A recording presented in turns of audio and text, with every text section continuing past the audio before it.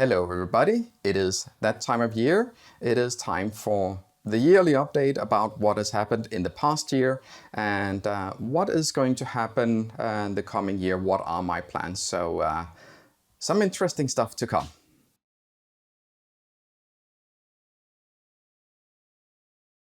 Yeah, so I'm gonna use my phone because I'm not really good at remembering a whole lot of stuff at the same time.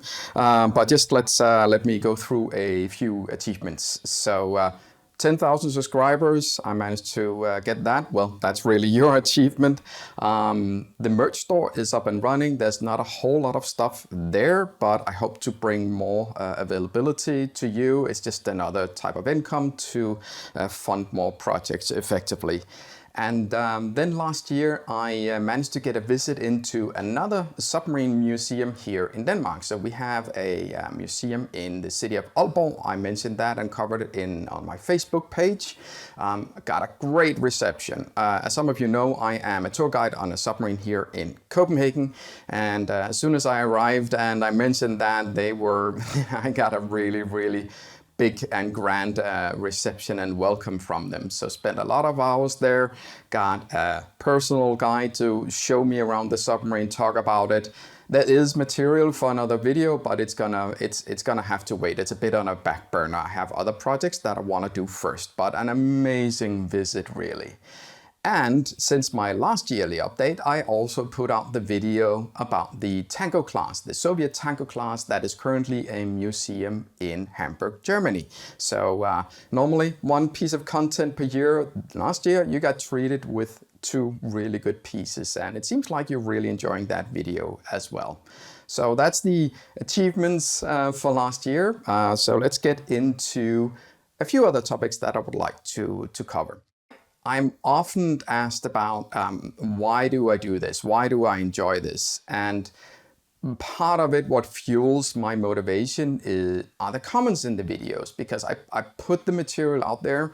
I make it's historic facts, I try to do this objectively as possible, but the comments make what I put out there come alive. It's comments from people who served on ship, on other submarines, had other relations, had something that brings in their personal perspectives into these videos, and it brings that, it kind of makes the video come alive. It makes it more personal. It gets the personal stories attached to the video as well, and I really do enjoy it.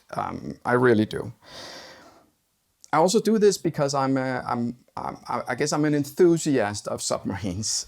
There's just something about them I find fascinating, and to be able to take something that you are passionate about and work with it and put something out there in the world is really something that fuels my motivation and energy.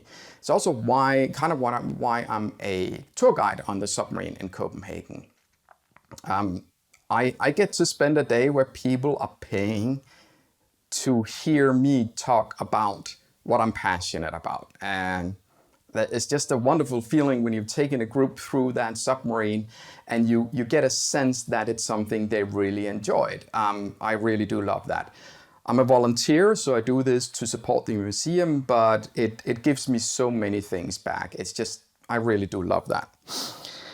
When I create these videos, I had to start from scratch. I didn't know anything about video editing. I didn't know anything about lighting. I didn't know anything about audio.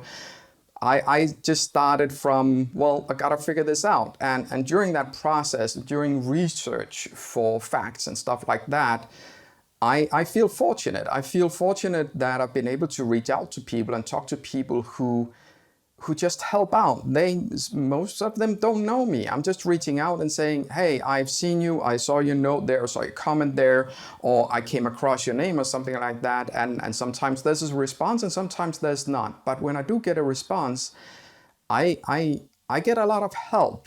I feel I get a lot of help. And I love it. I get help, and I don't know why. Maybe it's my enthusiastic thing shining through, but I feel really fortunate and privileged to have people around me who are willing to invest their own free time to help me. Not naming names, but you know who you are. So thank you to you as well. What's upcoming? I am almost, it's tiny tweaks for a video, and it's another video about the Type 21. If you haven't guessed, I'm fairly fascinated by it, but I got one more video coming up. I'm not gonna spoil it. I don't want to put any spoilers out there, but it has to do with how it actually performed. Let's put it like that. It's so close that we're talking about a couple of weeks before I put it out there for you to enjoy. I will post a few updates on Facebook and Instagram where I do my pre-production updates. Yeah, I'll let you know when it gets there. Just make sure that you subscribe to the channel or you follow the Facebook and Instagram. And then I finally have the plans in place to visit the old or previous Type 21, the Wilhelm Bauer in Bremerhaven, Germany. And I am really looking forward to this. I had the plans in place, but then COVID happened. So I had to delay. A few other things came in the way, but now they're set.